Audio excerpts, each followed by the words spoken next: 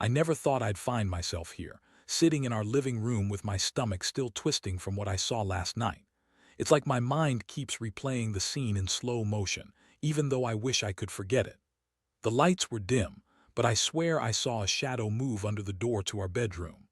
I'd been out late, supposed to meet some friends, but instead I came home early, wanting to surprise my wife with a dinner I'd cooked. Instead, I walked into my worst nightmare. The door was slightly ajar, and I pushed it open with a hand that's still trembling. There they were, her and Mark, her boss, tangled up in our bed like they owned the place. I could see the back of her head, her hair spilled across my pillow, her hand clutching at his shirt as if they were trying to hide from me. My stomach dropped and my palms grew slick with sweat. I froze, just staring, unable to move or speak. That moment felt like a punch to the gut, a sick, surreal nightmare I couldn't wake from. I remember the way my breath caught. Painfully, I could feel the heat rising in my cheeks, my vision narrowing around the edges. My mind was racing, trying to process what I was seeing. I'd always suspected she was working late, that she was hiding something, but I never imagined it would turn into this. She told me she was exhausted from the pregnancy and working long hours. But there she was, her naked back lit by the dim glow of the bedside lamp, her body pressed against a man who wasn't me. The worst part, she never heard me. She was too caught up in her own world in that moment to notice me standing there.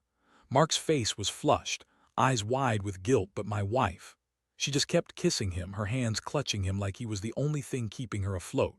I saw her eyes flutter shut, her lips whimpering softly, and I realized I'd been played for a fool all along. I didn't yell. I couldn't. Instead, I turned around slowly, my jaw clenched so tight I felt like I might break a tooth. My stomach twisted so hard I thought I might vomit. I wasn't sure what hurt most, the betrayal or the fact that I'd truly believed she loved me. I'd given her my trust, my future, our baby. Now all I had was this sick feeling that I had been nothing more than a fool. I left the house that night without a word.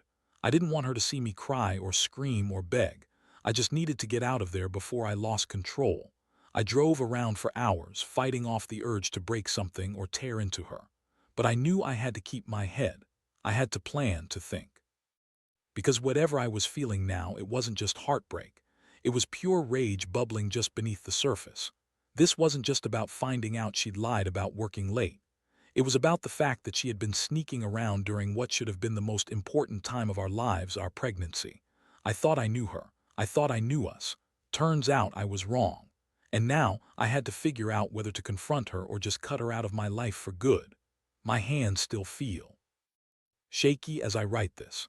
The smell of her perfume still lingers in the air, mixed with something else, guilt, regret, I don't know. What I do know is I finally saw her true face, and I don't think she even realizes how much she's lost. I can't unsee what I saw. I can't pretend it didn't happen. And I'm not going to let her get away with it. Not this time.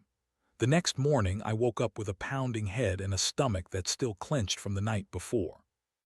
I kept replaying what I saw, her in bed with Mark, the way her skin looked under that faint light, the sound of her whispering his name like she was lost in some secret world only they knew. I kept feeling this tight knot in my chest, like someone had wrapped a steel band around my heart and was slowly squeezing. I couldn't just brush it off, pretend it was a bad dream. No, this was real. And it was worse than I imagined. I'd always suspected she was cheating, but seeing it with my own eyes, that was a punch I hadn't prepared for. I stayed in bed longer than I should have, feeling the weight of betrayal pressing down on me. Every breath felt shallow, every thought sharp and bitter. My phone buzzed, it was her. I ignored it, then another call and another. I finally picked up, my voice cold and even.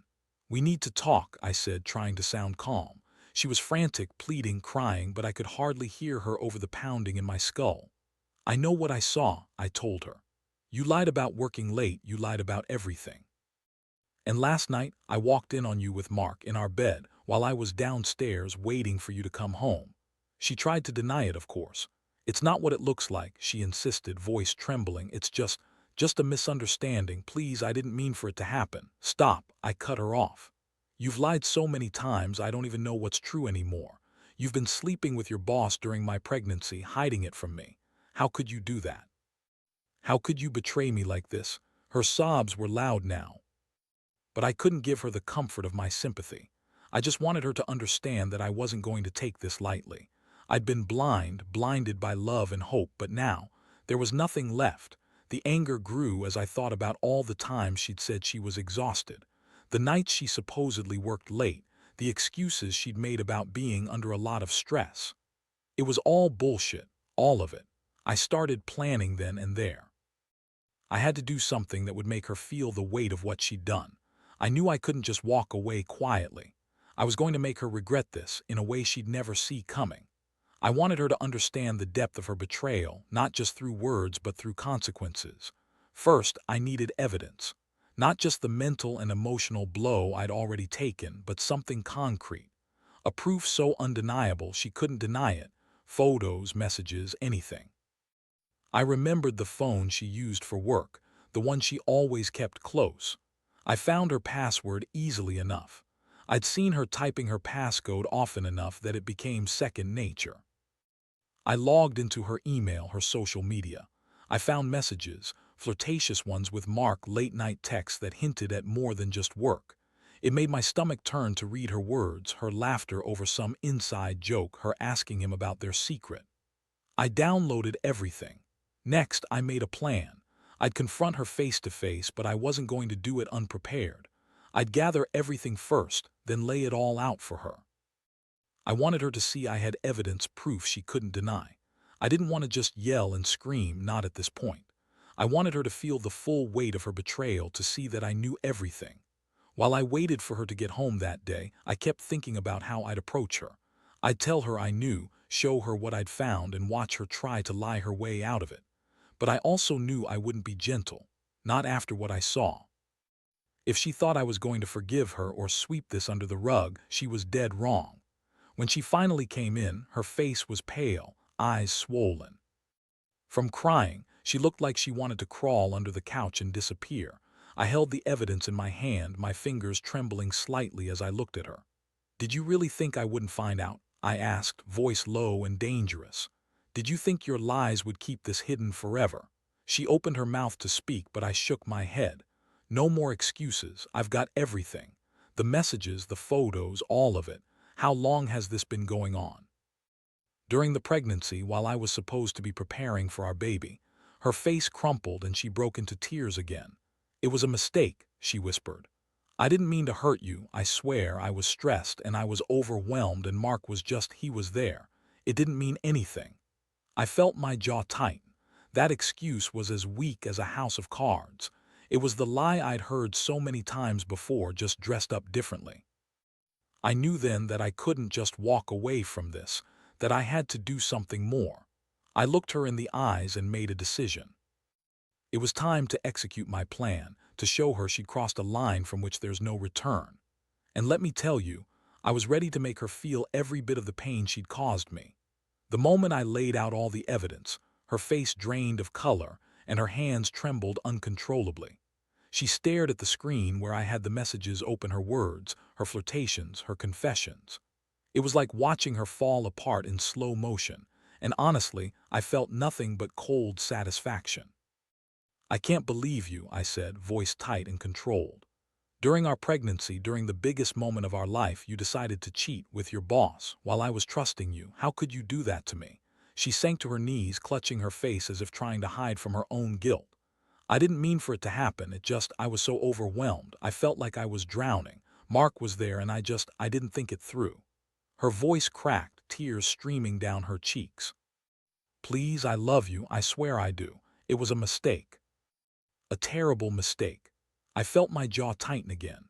"Love, you call this love? Sleeping with your boss behind my back while I was pregnant, that's what you call love?" She looked up at me with pleading eyes. "I was stupid. I didn't want to hurt you, but I was so lonely. I was exhausted and Mark was there and I don't know, I was weak." I clenched my fists, fighting the urge to shake her. I knew I had to stay calm, but every fiber in my body wanted to scream. I'd trusted her. I'd opened my heart to her and she threw it away like it was nothing. "Weak, that's your excuse, that you were too exhausted to think straight," I scoffed. "You lied to me about working late, about being tired. You manipulated me into believing everything was fine, also you could sneak around with him. Do you even understand what you've done?" Her tears kept falling, and I felt nothing but disgust. I knew I couldn't stay in that house another second. I had to get out to separate myself from this betrayal, this chaos she'd brought into my life, but I also wanted her to feel the weight of it.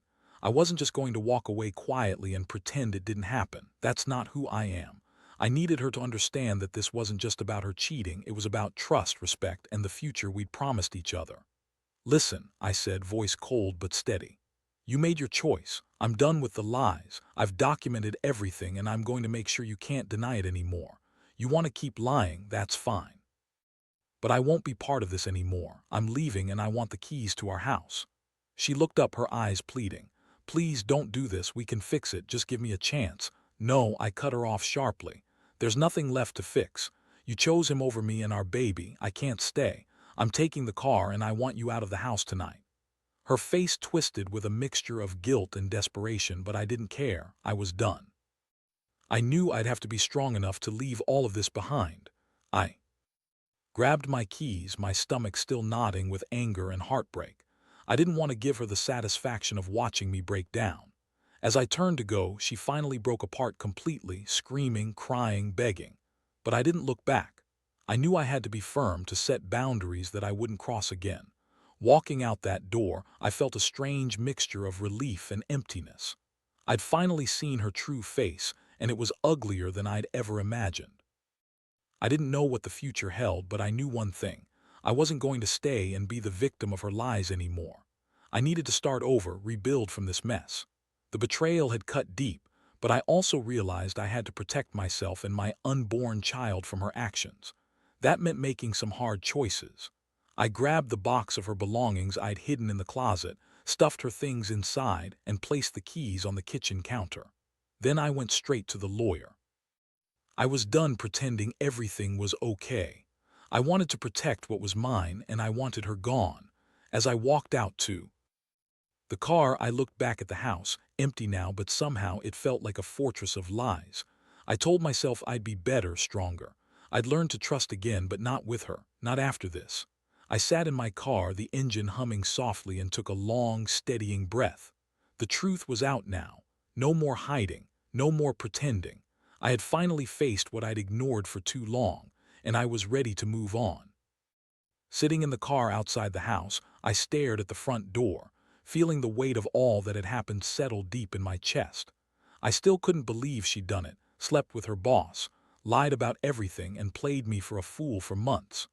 The smell of her perfume lingered in the air even after she was gone, and I could still see her face, eyes full of shame and desperation.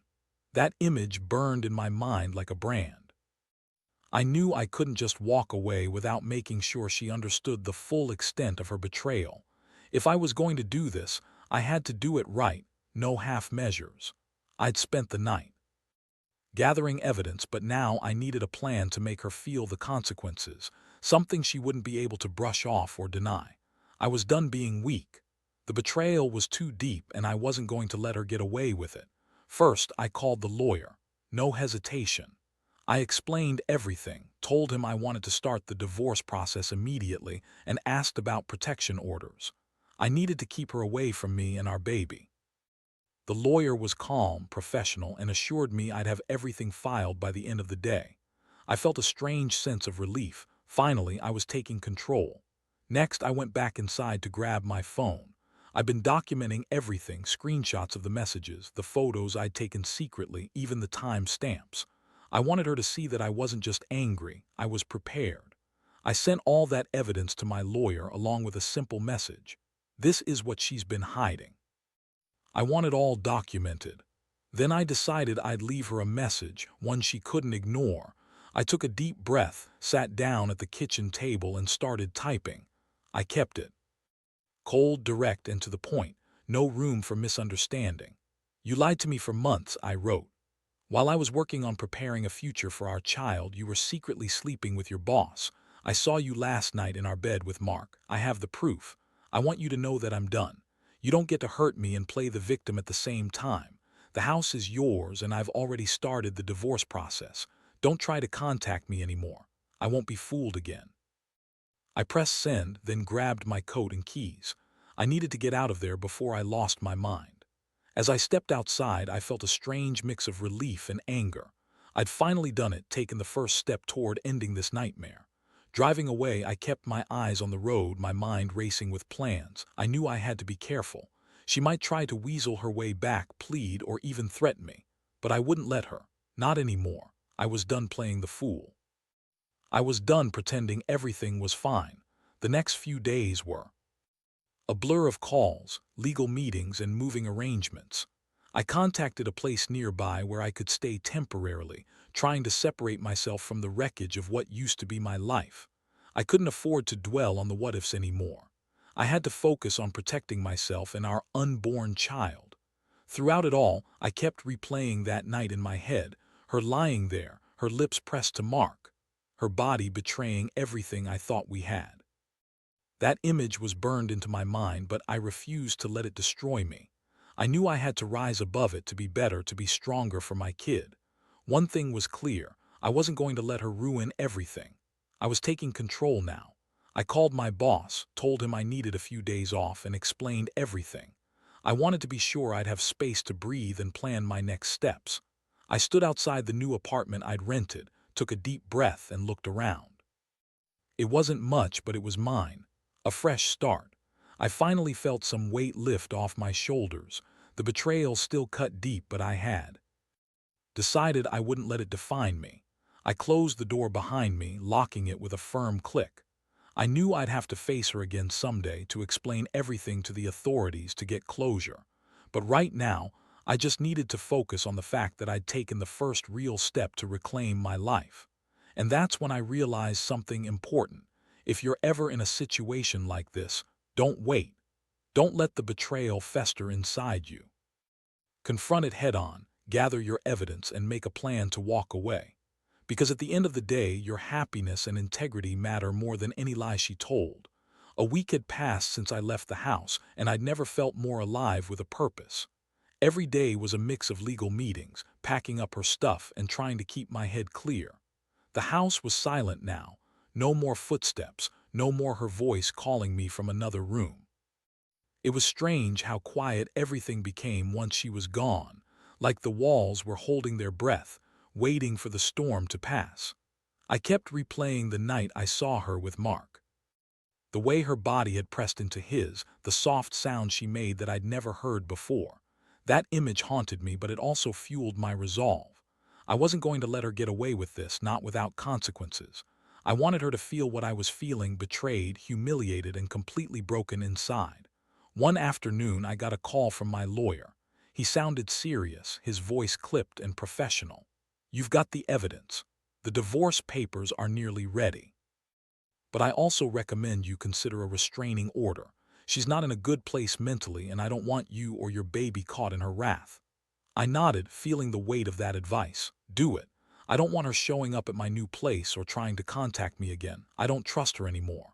I could hear him typing on his end. "Good. I'll have everything filed today. You're doing the right thing, and if she tries to push back, I'll be there to handle it." That night I sat on my small couch, staring at the pile of her belongings now boxed up. I'd left her a note. Simple, cold, and direct. "This is over. You made your choice. Don't contact me again." I didn't leave her any room for manipulation or excuses. I just wanted her to know I was done. Suddenly my phone buzzed. I looked at the screen. It was her. I hesitated for a second, then let it ring out. I didn't want to hear her voice, didn't want to be pulled back into that chaos. I already knew what she'd say: begging, crying, pleading for another chance. I'd heard it all before, and I refused to go back there. The following day, I received the court notice confirming the divorce proceedings. It was a relief, but it also made everything feel more real. This was the end of us, an ending I'd been dreading but also knew I couldn't avoid anymore. In the meantime, I focused on my pregnancy and the future I was building for my child. I started seeing a therapist, trying to process the betrayal without losing myself completely. It was tough, but necessary. I couldn't afford to carry this pain forever. I had to be strong for the little one growing inside me. One afternoon, I finally decided to go. Through her things she'd left behind, her clothes, her books, little tokens of a life now ruined. I sorted through everything slowly, feeling a strange mixture of anger and sadness. I found a small jewelry box she kept hidden, tucked away in a drawer. Inside was a locket she'd worn since college. I held it in my hand, feeling the cold metal, and realized I'd never get that part of her back. I took a deep breath, then grabbed a few trash bags. I was going to dispose of her stuff, symbols of her lies and betrayals. I wanted to rid myself of everything that reminded me of her, to make a clean break. As I threw her things in the bags, I felt a strange sense of liberation. This wasn't just about ending a relationship, it was about reclaiming my dignity. When I was done, I stood outside, watching the sunset cast a warm glow over the city. I realized that despite the pain and heartbreak, I was finally taking control of my life. I'd survived the betrayal, and now I was choosing to move forward. My trust was shattered, yes, but I was determined not to let her ruin me entirely. I closed the door of the new apartment, feeling lighter somehow. The weight of her lies was still there, but I no longer carried it on my shoulders. I'd built this new space to start fresh, to focus on what matters: my child, my healing, and my future. The lesson I took from all this: sometimes you have to hit rock bottom to find the strength to stand back up. And when you do, you realize no betrayal can truly break you unless you let it. I was tired of being a victim, and from now on I was going to be the one in control.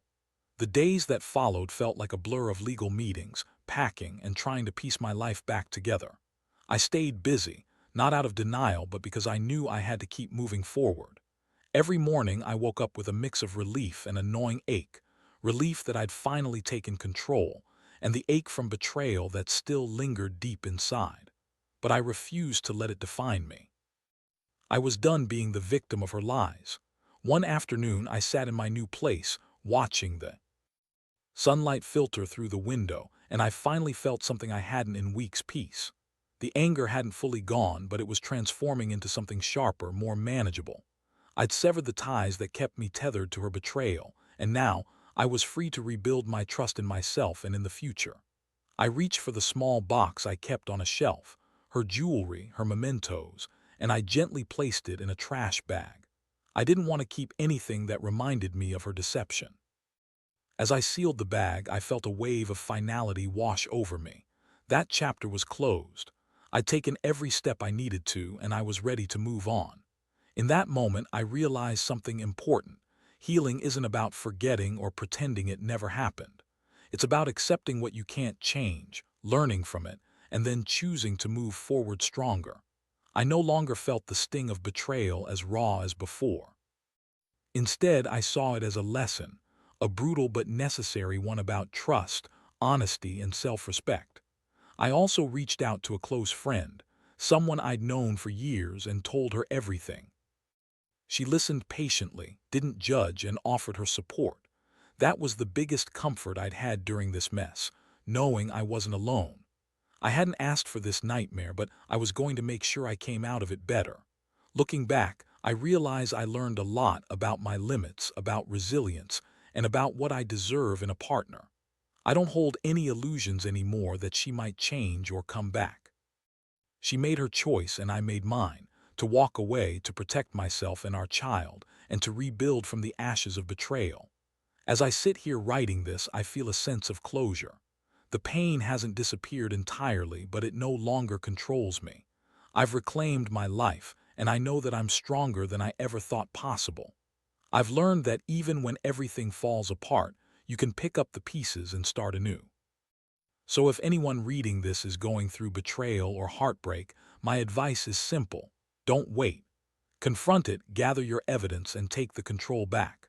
Trust is fragile, and once broken, it's nearly impossible to repair. Sometimes the only option is to let it go and move on, because life is too short to waste on someone who doesn't value you. And from now on, I'll remember this: no matter how deep the wound, healing is possible. It's slow, it's hard, but it's worth it. You're worth it.